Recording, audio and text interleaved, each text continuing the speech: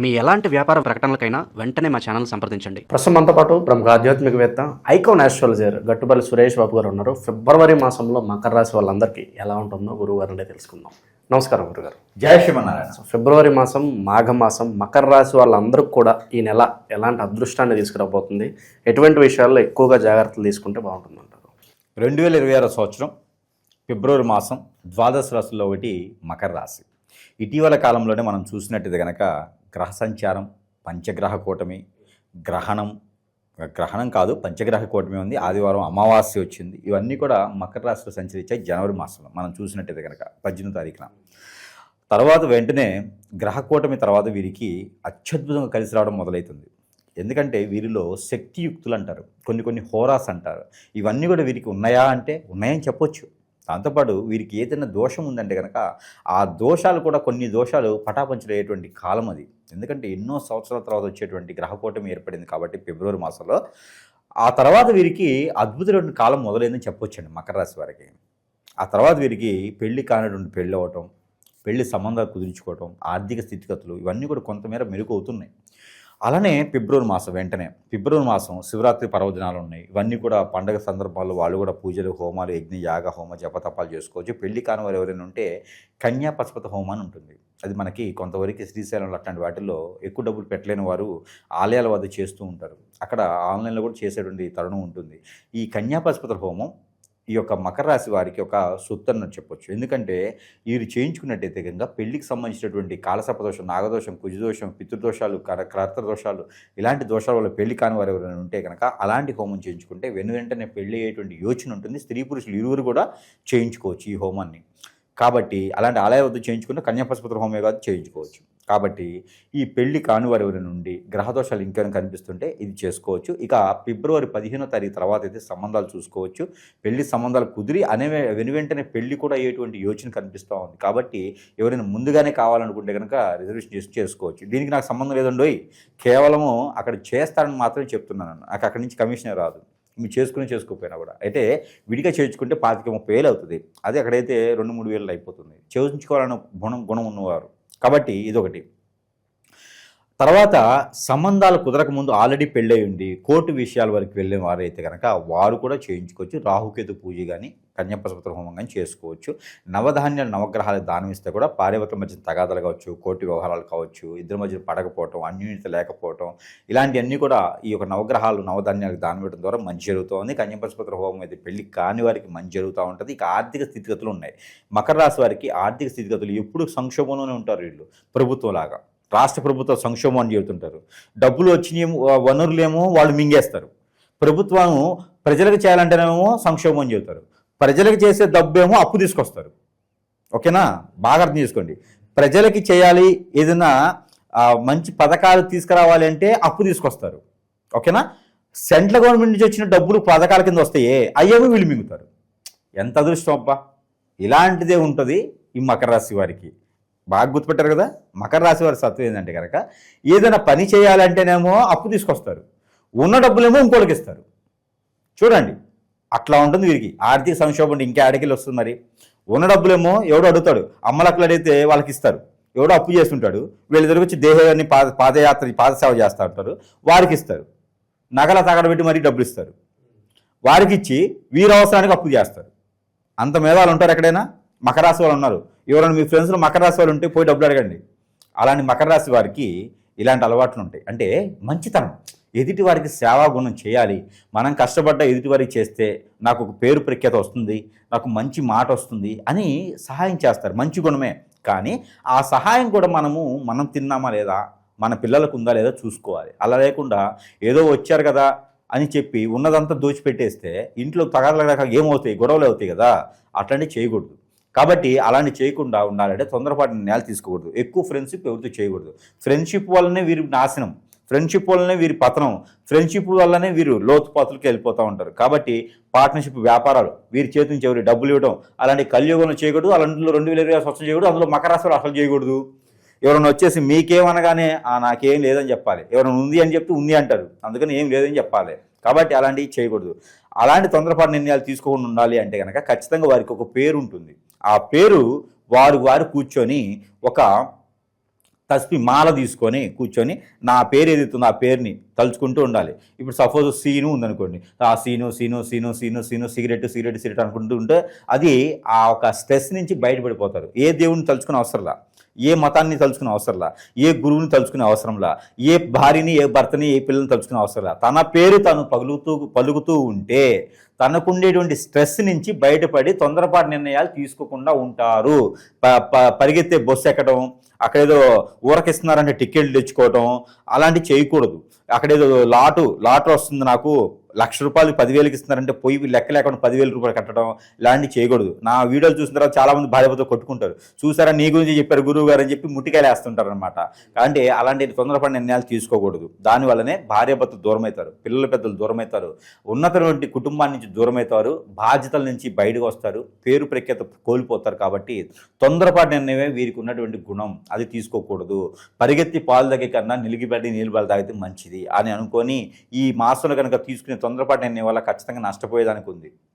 ₹1 కష్టపడాలంటే ఎంతో చేయాలి, నష్టపోవాలంటే మాత్రం ఇలా చిటికలో నష్టపోవచ్చు. కాబట్టి అలాంటివి చేసుకుంటే అలాంటివి రాకుండా ఉండాలి అంటే కనుక ఒక మాల తీసుకోండి, ఏదైనా పర్లేదు. అంటే పూలమాల తీసుకుంటారు మన వాళ్ళు, మేధావులు మాల తీసుకోమంటే పూలమాల తీసుకుంటారు. అలా కాకుండా ఏదైనా పూసలతో ఉండేటువంటి మాల తీసుకొని దాన్ని వాళ్ళ పేరు అలా తలుచుకుంటూ ఉండాలి. 108, 119 సార్లు కనుక చదువుకున్నట్టయితే కనుక ఆ తొందరపాటు నిర్ణయం నుంచి బయటకు వచ్చేసి కొంతమేర ఆలోచన అయితే వస్తుంది. ఇక విదేశీయానం కానీ ఉన్నవారు కానీ, డబ్బులు ఆదాయ వనరులు కావాలనుకున్న కానీ, కొత్తగా నిర్ణయాలు తీసుకొని కొత్తగా జాబు కానీ, వెసులుబాటు కానీ, బిజినెస్ కానీ, వ్యాపారం కానీ చేయాలనుకున్న వారిది కనుక వీరికి వస్త్ర దుకాణాలు, అలానే గోల్డ్ సిల్వర్ లాంటి వ్యాపారాలు, అలానే 1 గ్రామ్ గోల్డ్ కానీ, ఫ్యాన్సీ షాప్స్, బుక్ షాప్స్ ఇలాంటి వ్యాపారాలతో వీరికి అత్యద్భుతంగా ఉంటాయి. కాబట్టి ప్రయత్నం చేయొచ్చు. కాకపోతే ఫిబ్రవరి 19వ తారీఖు తర్వాత మాత్రమే ప్రయత్నం చేయాలి.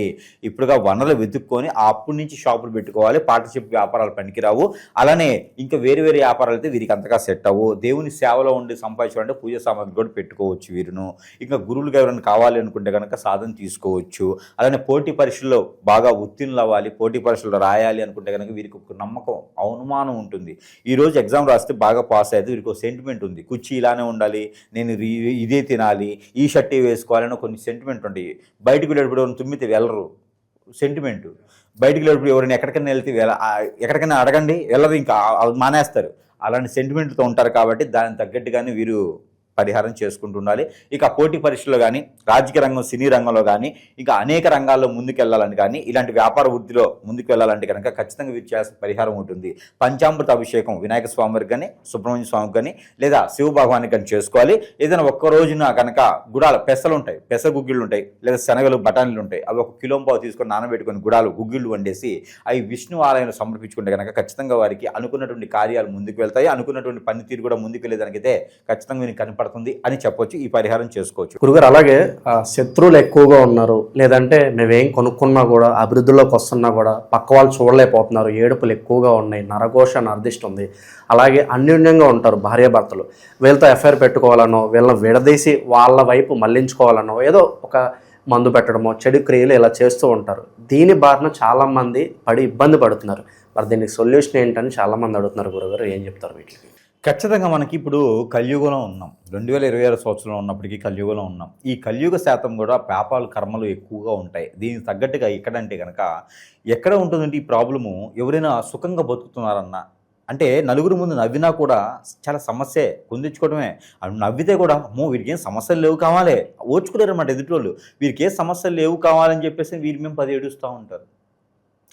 అరే సుఖంగా బతికేదానికి లేదు. ఈ రోజుల్లో భార్యాభర్తలు ఎంతో సుఖంగా అన్యోన్యంగా ఉండాలనుకుంటారు. కంఫర్టబిలిటీ చెక్ చేసుకొని పెద్దలందరి సమక్షంలో సాక్ష్యంగా పెళ్లి చేసుకుంటారు.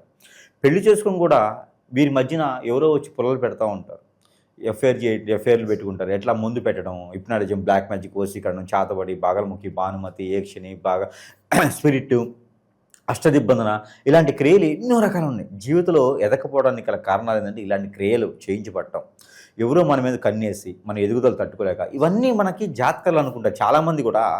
ఇవన్నీ గురువుగారు నాకు కలిసి రావట్లేదు, జాతకంలో సమస్య ఉందా, దశల నక్షత్రమా, గోచారమా, ఎక్కడ సమస్య ఉంది? ఏదైనా దానం చేస్తే తగ్గిపోతుందా అనుకుంటారు. కాదు నాయన, ఇవన్నీ కూడా మనకి జాతకంలో దొరకవు. ఇవన్నీ కూడా మానవ గ్రహం అని ఒకటి ఉంటుంది. ఈ మానవ గ్రహం మన మీద సృష్టించి మనం ఎదగకూడదని చేపిస్తూ ఉంటారు. దీనివలన మనం ఏ స్థానానికి వెళ్ళాలన్నా కూడా జాతకంలో చూస్తేనేమో కలెక్టర్ అవుతానని ఉంటుంది, ఎమ్మెల్యే ఎంపీ అవుతాను ఉంటుంది, మరి చూస్తేనేమో బిల్ కలెక్టర్ అవుతాడు. ఎమ్మెల్యే ఎంపీ కింద అక్కడ అయిన వాళ్ళు వెళ్ళటానికి అపాయింట్మెంట్ తీసుకుని వెళ్ళడానికి కూడా వీళ్ళకి అవకాశం ఉండదు. ఏ రోజు ఆ రోజు ఎతుకుతూ ఉంటారు, గొడవలు అవుతూ ఉంటాయి, ఏ పంచాయతీలో ముందుకు వెళ్ళదు, అష్టదిబ్బంది అయిపోతారు అనమాట. కాబట్టి దీని కారణం ఏంటంటే మన మీద ఏడ్చేటి కళ్ళు. మానవ గ్రహం చేసేటువంటి పనులు అంతా ఇంత కాదండి. ఎవరిని నమ్మకూడదు, ఎవరిని పార్ట్నర్షిప్ చేయకూడదు, మన పర్సనల్ విషయాలు ఎవరితో షేర్ చేయకూడదు. ఎందుకంటే దాని అందరి వల్ల ఏదో రోజున మనం ఖచ్చితంగా కాంట్రవర్సీకి వెళ్తాం. ఏదో రోజున మనల్ని హిప్నటైజ్ చేసేసి మనల్ని బొగ్గుపాలు చేసేటువంటి వారు మన చుట్టూతూనే ఉంటారండి. మన బంధువుల్లో, మన మిత్రుల్లో, మన శ్రేయోభిలాషులను చెప్పుకొని తిరిగే వాళ్ళలో, మన కొలీగ్స్లోనూ ఇలాంటి వాటే ఉంటారు. నా గురించి ఇంకోళ్ళకి అవసరం చేయటానికి, నా గురించి తెలిసిన వాళ్ళకే కదా అవసరము. అందుకొని ఎవరిని నమ్మే పరిస్థితి లేదు. మరొక విషయం, ఇది చిన్నపిల్లల మీద, పెద్ద పిల్లల మీద జరుగుతూ ఉంది. ఈ యొక్క కలియుగంలో ఏది పాపం అయితే జరుగుతున్నావో చేస్తున్నావో తెలియట్లేదు. కానీ ఇవన్నీ కూడా ముఖ్యంగా భార్యాభర్తల మధ్యన అయితే కనుక ఇద్దరు దూరం అయిపోవటము, ఎవరో తెలియని వ్యక్తులతో ఎఫ్ఐఆర్ పెట్టుకొని ఆస్తులన్నీ సమర్పించుకొని పొరుగు, పెక్కేత, హోదా, డబ్బు, పలుకుబడి అన్నీ పోగొట్టుకోవడం, చెట్టుకోలు గుట్టుకోలు అయితే ఉన్నారు పిల్లలు ఈ రోజున. ఎందుకండి 15 సంవత్సరాలు 16 సంవత్సరాల పిల్లలను కూడా వదలట్లేదు ఈ రోజున. ఇది ఒక సంఘాలుగా ఏర్పడేసి ఏదో హిప్నటిజం అని, బ్లాక్ మ్యాజిక్ అని చేసేసి చేస్తూ ఉన్నారు. అలాంటి వాళ్ళందరికీ కూడా మనం ఓదార్చడానికి కాకపోయినా కొంతైనా మనం చేసేదానికైతే ఉన్నాము. మనం ఏంటంటే మనకు వచ్చిన విద్యలు, మాకు నేర్పే గురువులు మాకేం చెప్పారంటే, మీకు వచ్చే విద్య మంచి జరగకపోయినా పర్లేదు కానీ చెడుకు మాత్రం చేయకండి అని చెప్పారు. అలాగ ఒప్పందాలు చేసుకొని మనం కూర్చొని ఉన్నాము. ఈ రోజుల్లో ఆన్లైన్లో చూస్తే నాకు నెంబర్ ఇంత ఉంది, నాకు ఇంత డబ్బులు వేస్తే నేను ఎవరైనా అమ్మాయి మీ ఒళ్ళో పడుకోబెట్టేస్తా, ఎవరైనా అబ్బాయి నీకు ఆన్సరింగ్ చేస్తా అని చెప్పి జనాలు చాలామంది నమ్మి మోసపోయేసి ఎన్నో రకాల ఇబ్బంది పడ్డోళ్ళు అందరూ కూడా అన్ని ఆలయాలు అయిపోయిన తర్వాత కాశీకి అన్నట్టుగా అందరు గురువులు అయిన తర్వాత సురేష్ దగ్గరికి వస్తూ ఉన్నారు. నా జేబులు ఉండవు, జేబుకి నా చొక్కాకి జేబులు ఉండవు. ఎందుకంటే నాకు డబ్బులు ఇచ్చేవాళ్ళు ఎవరు లేరు. కస్టమర్లు వస్తారు, అన్నీ సమర్పించుకొని అన్ని రకాల ఆ డబ్బులు కూడా పోగొట్టుకొని ఎక్కడ పని అవ్వకుండా సురేష్ దగ్గరికి వస్తూ ఉంటారు. ఇలా నా దగ్గరికి ఈ రోజున 12,000 మంది పై చినుకు కస్టమర్లు బలైనటువంటి వారు ఉన్నారు ఈ రోజున. మెజారిటీగా అందులో భార్యాభర్తలేనండి. భార్యాభర్తలు ఒకటి, పెళ్ళైన వాళ్ళు, పెళ్లి కాని వాళ్ళు కూడా ఆడపిల్లల్ని వశం చేసుకోవటం, ఈ హిప్నటిజల్ బ్లాక్ మ్యాజిక్లు. ఇంకోటి ఏంటంటే, ఇక ఎవరైతే గురువుని సంప్రదిస్తామో, నాకు బాలేదయ్యా అని చెప్పి గురువుని సంప్రదిస్తే ఇదే అవకాశంగా తీసుకునేటువంటి గురువు దరిద్రులు, నేనే గురువునని చెప్పుకొని పాత సేవలు చేయించుకునే దరిద్రులు కూడా కస్టమర్ల అవకాశాన్ని వాళ్ళు అందిపుచ్చుకొని వాళ్ళు కూడా డబ్బు ఆదాయం పొందేసి నాకు చేతులు ఎత్తేస్తారు తర్వాత. ఇవన్నీ కూడా మన ప్రేక్షకులు ఆలోచించుకోవాలి. అసలు నాకు సమస్య ఏంటి? జాతకం సమస్య, ప్రకృతిలో దోషాల సమస్య, గ్రహ దోషాల సమస్య, నిజంగా నా మీద గురుగారు చెప్పినట్టుగానే ఏదైనా జరిగిందా? ఒకసారి పరిశీలన చేసుకుంటే మనం అనుకున్న జీవితం చాలా చిన్నది. ఈ జీవితంలో మనం అనుకున్నది సాధించాలి. లేకపోతే అరుంధతిలో 3వ జన్మ 4వ జన్మలాగా మనం ఎత్తుతూనే ఉంటాం. కాబట్టి ప్రతి జన్మ మోక్ష జన్మ అవ్వాలి ప్రతి మానవుడికి కూడా. అంటే కనుక ఈ జన్మలోనే మనం అనుకున్న కార్యక్రమాలు చేయాలి. అందుకని మానవులు ఎప్పుడు కూడా న్యూట్రల్గా ఉండాలి, పాజిటివిటీగా ఉండాలి. అంతేగాని నెగిటివ్ దానికి వెళ్ళకూడదు, అలాంటి ఆచరణ చేయకూడదు. ఏదైనా ఉంటే సానుకూలంగా ఎదుటివారికి సహాయం చేయాలి, లేకపోతే మన పని మనం చేసుకోవాలి. ఎవరు కూడా మనల్ని ఆశించరు. కాబట్టి ఇలాంటి వ్యసనాల జోలు వెళ్ళకండి. ఆన్లైన్లో ఏదో కనిపిస్తూ ఉంది అని ఇంకొకరి జీవితాన్ని నాశనం చేయకండి. అలాంటి చేస్తే కూడా చివరికి మనకే అంటుకునేది అది. కాబట్టి అలాంటి చేయకండి. అలా బలైన వాళ్ళు ఎవరైనా ఉంటే ఖచ్చితంగా సంప్రదించగలిగితే కనుక వారికి నాకు తోచినటువంటి పరిష్కార మార్గం అయితే కనుక చూపించబడేదానికైతే ఎప్పుడు కూడా సహకారం చేసేదానికైతే మనం సిద్ధంగానే ఉన్నాం. కాబట్టి ఎవరు కూడా వనరులు ఉన్నాయి ఈ రోజున నాశనం అవ్వద్దు, ఎవరు కూడా బలవ్వద్దు. ఏదైనా సమస్య ఉందంటే కనుక ఆకలి అవ్వకపోవటం, నిద్ర పట్టకపోవటం, ఆందోళన, చిరాకు, కోపం రావటం, సరిగా తినలేకపోవటం, ఏ పని చేద్దామో ముందుకు వెళ్ళలేకపోవటం, మన మాట వినలేకుండటం, అలానే చెప్తే వినపడటం, అలానే ఒంటరిగా ఉండాలనిపించడం, ఎటన్నా వెళ్ళిపోవాలనిపించడం, నెగిటివ్ థాట్స్ రావటము, కాళ్ళు ముందుకు వెళ్ళకపోవడం, ఆరోగ్య సమస్యలు, ఆర్థిక సమస్యలు, ఏ పని చేసినా ముందుకు వెళ్ళదు, అలానే దరిద్రం మన చుట్టూతోనే ఉంటూ, ఇవన్నీ జాతకాలు ఉండవండి. ఏదో చెడు క్రియ జరిగితే చెప్తే జాతకాలు ఇవన్నీ ఉండవు. కాబట్టి ఇలాంటిది ఏదైనా ఉంటే ఖచ్చితంగా సంప్రదిస్తే వారికి పరిష్కార మార్గం అయితే ఖచ్చితంగా మనం అయితే చూపించడానికి సిద్ధంగా అయితే ఉన్నాం. ఇకపోతే ఈ విదేశీయానం అయితే కనుక ఖచ్చితంగా వీరికి కలిసి వచ్చేటువంటి యోచన లేదు. కాబట్టి ఎవరైనా గట్టిగా వెళ్లాల్సిన తప్పదు, యూనివర్సిటీ సీట్ ఉంది, నాకు జాబ్ వచ్చింది అనుకున్న వారు ఎవరైనా ఉంటే కనుక వారు చిన్న పని చేయాలి.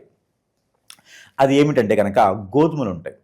ఈ గోధుమలు లేదా గోధుమ రవ్వ తీసుకొచ్చి బెల్లం వేసి వండాలి. వండినటువంటి గోధుమ రవ్వ ఏదైనా ఆదివారం లేదా మంగళవారం ఉదయించే సూర్యునికి నైవేద్యం పెట్టాలి. అలా పెట్టినట్టయితే కనుక ఖచ్చితంగా వీరికి మంచి సన్నకూలమైనటువంటి వాతావరణం అయితే లభ్యపడుతుందని చెప్పొచ్చు.